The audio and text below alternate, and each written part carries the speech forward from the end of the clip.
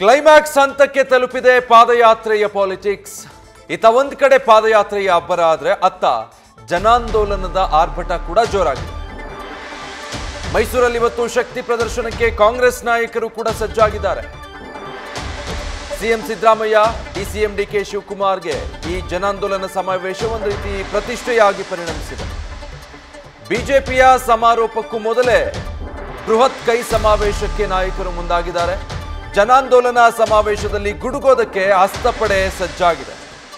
ದಾಖಲೆಗಳ ಸಮೇತ ಪ್ರತಿಪಕ್ಷಗಳ ವಿರುದ್ಧ ಮುಗಿಬೀಳೋದಕ್ಕೆ ಈಗ ಕಾಂಗ್ರೆಸ್ ನಾಯಕರು ಕೂಡ ಸಿದ್ಧರಾಗಿದ್ದಾರೆ. ಒಂದೇ ವೇದಿಕೆ, ಎರಡು ಪಕ್ಷಗಳು, ಪರಸ್ಪರ ಆರೋಪ ಪ್ರತ್ಯಾರೋಪ, ಈ ಎಲ್ಲ ರಾಜಕೀಯ ಏಟು ಎದುರೇಟಿಗೆ ಸಾಂಸ್ಕೃತಿಕ ನಗರಿ ಮೈಸೂರು ಸಾಕ್ಷಿಯಾಗೋದಕ್ಕಿದೆ. ಇವತ್ತು ಮೈಸೂರಿನಲ್ಲಿ ಜನಾಂದೋಲನ ಸಮಾವೇಶವನ್ನ ಏರ್ಪಡಿಸ್ತಾ ಇದ್ದಾರೆ. ಖುದ್ದು ಮುಖ್ಯಮಂತ್ರಿಗಳು, ಉಪಮುಖ್ಯಮಂತ್ರಿಗಳು ಇದರಲ್ಲಿ ಭಾಗಿಯಾಗ್ತಿದ್ದಾರೆ. ಜೊತೆಗೆ ಸ್ಥಳೀಯ ಕಾಂಗ್ರೆಸ್ ನಾಯಕರು, ಕೆಲ ಸಚಿವರು ಕೂಡ ಸಮಾವೇಶದಲ್ಲಿ ಭಾಗಿಯಾಗ್ತಿದ್ದಾರೆ. ಪ್ರತಿಪಕ್ಷಗಳು ಏನು ಸರ್ಕಾರದ ಮೇಲೆ, ಮುಖ್ಯಮಂತ್ರಿಗಳ ಮೇಲೆ ಆರೋಪ ಮಾಡಿ ಪಾದಯಾತ್ರೆಯನ್ನು ನಡೆಸಿದ್ದಾರೆ. ಈಗಾಗಲೇ ಅದು ಶ್ರೀರಂಗಪಟ್ಟಣ ತಲುಪಿದೆ. ಇವತ್ತು ಅಲ್ಲಿಂದ ಮೈಸೂರನ್ನು ತಲುಪಬೇಕಾಗಿದೆ. ಇದರ ಹಿನ್ನೆಲೆಯಲ್ಲಿ ಕಾಂಗ್ರೆಸ್ ಅದಕ್ಕೂ ಮುಂಚೆನೇ ಜನಾಂದೋಲನ ಸಮಾವೇಶವನ್ನು ಮೈಸೂರಿನಲ್ಲಿ ಆಯೋಜನೆ ಮಾಡಿರೋದು. ಈ ಮೂಲಕ ದಾಖಲೆಗಳ ಸಮೇತ ಪ್ರತಿಪಕ್ಷಗಳ ಭ್ರಷ್ಟಾಚಾರವನ್ನ ತೆಗೆದಿಡೋದ್ರ ಮೂಲಕ ತಿರುಗೇಟು ಕೊಡೋದಕ್ಕೆ ಪ್ಲಾನ್ ಮಾಡಿದ್ದಾರೆ. ಡೀಟೇಲ್ಸ್ ಕೊಡ್ತಾರೆ ಈ ಬಗ್ಗೆ ಹರೀಶ್ ಲೈವ್ ನಲ್ಲಿ ಜಾಯ್ನ್ ಆಗ್ತಾ ಇದ್ದಾರೆ. ಹರೀಶ್, ಈಗ ಒಂದ್ ಕಡೆ ಪ್ರತಿಪಕ್ಷಗಳೇನೋ ಬಹಳ ಪ್ರಬಲವಾಗಿಯೇ ಅಸ್ತ್ರ ಪ್ರಯೋಗ ಮಾಡಿವೆ ಪಾದಯಾತ್ರೆ ಮೂಲಕ. ಈಗ ಇದನ್ನ ಕೌಂಟರ್ ಮಾಡೋ ನಿಟ್ಟಿನಲ್ಲಿ ಇವತ್ತಿನ ಮೈಸೂರಿನ ಜನಾಂದೋಲನ ಸಮಾವೇಶ ಹೇಗಿದೆ ಕಾಂಗ್ರೆಸ್ ನಾಯಕರ ತಯಾರಿ?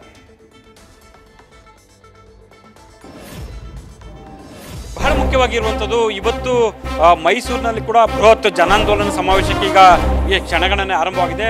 ಮುಖ್ಯವಾಗಿರುವಂಥದ್ದು ಇವತ್ತು ಕೂಡ ಬಿಜೆಪಿಯ JDS ಪಾದಯಾತ್ರೆಗೆ ಪ್ರತಿಯಾಗಿ ಕೂಡ ಕಾಂಗ್ರೆಸ್ ಬೃಹತ್ ಶಕ್ತಿ ಪ್ರದರ್ಶನ ಇವತ್ತು ನಡೆಸ್ತಾ ಇರುವಂಥದ್ದು. ಸುಮಾರು 3 ಲಕ್ಷ ಜನ ಇಲ್ಲಿ ಸೇರುವಂಥ ನಿರೀಕ್ಷೆ ಇದೆ ಅನ್ನುವಂಥದ್ದು ಕೂಡ ಈಗ ಮಾತುಕತೆ ಬರ್ತಿದೆ. ಮುಖ್ಯವಾಗಿ ನಾವು ವೇದಿಕೆಯನ್ನು ನೋಡ್ತಾ ಇದ್ವಿ. ಸೊ ಪ್ರಧಾನ ವೇದಿಕೆ ಮತ್ತು ಅಕ್ಕಪಕ್ಕದಲ್ಲಿ 2 ವೇದಿಕೆಗಳನ್ನ ಕೂಡ ಈಗಾಗಲೇ ಸಿದ್ಧಪಡಿಸಲಾಗಿದೆ. ಸುಮಾರು 80,000ಕ್ಕೂ ಹೆಚ್ಚು ಆಸನಗಳ ವ್ಯವಸ್ಥೆಯನ್ನು ಕೂಡ ಮಾಡಲಾಗಿರುವಂಥದ್ದು. ಮಳೆ ಬಂದಲ್ಲಿ ಕೂಡ ಸಮಸ್ಯೆ ಆಗಬಾರ್ದು ಅನ್ನುವಂಥ ನಿಟ್ಟಿನಲ್ಲಿ ಕೂಡ ಜರ್ಮನ್ ಟೆಂಟನ್ನು ಈಗ ಅಳವಡಿಸಿರುವಂಥದ್ದು. ಈಗಾಗಲೇ ಈ ಸಮಾವೇಶಕ್ಕಾಗಿ ಕೂಡ ಸಾಕಷ್ಟು ಸಂಖ್ಯೆಯಲ್ಲಿ ಜನರು ಆಗಮಿಸ್ತಾ ಇದ್ದಾರೆ. ಸುಮಾರು 11 ಗಂಟೆ ಸುಮಾರಿಗೆ ಈ ಒಂದು ಸಮಾವೇಶಕ್ಕೆ ಒಂದು ಚಾಲನೆ ಸಿಗುವಂಥ ಒಂದು ಸಾಧ್ಯತೆ ಇದೆ. ಸಿಎಂ ಸಿದ್ದರಾಮಯ್ಯ ಅವರು ಬಹಳ ಪ್ರಮುಖವಾಗಿರುವಂಥದ್ದು ಕೂಡ ಇದು ಪ್ರತಿಷ್ಠೆಯಾಗಿ ತೆಗೆದುಕೊಂಡಿದ್ದಾರೆ. ಯಾಕಂತಂದರೆ ಮುಡಾ ಪ್ರಕರಣ ವಿಚಾರಕ್ಕೆ ಸಂಬಂಧಪಟ್ಟಂಗೆ ತನ್ನನ್ನು ಟಾರ್ಗೆಟ್ ಮಾಡಲಾಗಿದೆ ಅನ್ನುವಂತಹ ಆ ಬೇಗದೆ ಅಸಮಾಧಾನ ಕೂಡ ಈಗ ವ್ಯಕ್ತ ಆಗ್ತಾ ಇರುವಂಥದ್ದು. ಈ ಹಿನ್ನೆಲೆಯಲ್ಲಿ ಸಿಎಂ ಸಿದ್ದರಾಮಯ್ಯ ಅವರಿಗೆ ಸ್ವಕ್ಷೇತ್ರದಲ್ಲಿ ಪ್ರತಿಷ್ಠೆ ಆಗಿದೆ. ಈ ನಿಟ್ಟಿನಲ್ಲಿ ಸಿಎಂ ಸಿದ್ದರಾಮಯ್ಯ, ಡಿಸಿಎಂ ಡಿಕೆ ಶಿವಕುಮಾರ್ ಮತ್ತು ರಾಜ್ಯ ಕಾಂಗ್ರೆಸ್ ಉಸ್ತುವಾರಿ ರಣದೀಪ್ ಸಿಂಗ್ ಸುರ್ಜೇವಾಲಾ ಸೇರಿದಂತೆ ಸಚಿವರು, ಶಾಸಕರು ಎಲ್ಲರೂ ಕೂಡ ಈ ಒಂದು ಸಮಾವೇಶವನ್ನು ಸಾಕ್ಷೀಕರಿಸ್ತಾರೆ. ಅದೆಲ್ಲದಕ್ಕಿಂತಲೂ ಬಹಳ ಮುಖ್ಯವಾಗಿರುವಂಥದ್ದು ಸಿಎಂ ಸಿದ್ದರಾಮಯ್ಯ ಅವರು ತನ್ನ ವಿರುದ್ಧ ಕೇಳಿ ಬಂದಿರುವಂಥ ಆರೋಪಕ್ಕೆ ಸಂಬಂಧಪಟ್ಟಂಗೆ ಪ್ರಮುಖವಾಗಿ ಸ್ಪಷ್ಟನೆಯನ್ನು ಕೊಡ್ತಕ್ಕಂಥ ಒಂದು ಪ್ರಯತ್ನ ಆಗುತ್ತೆ.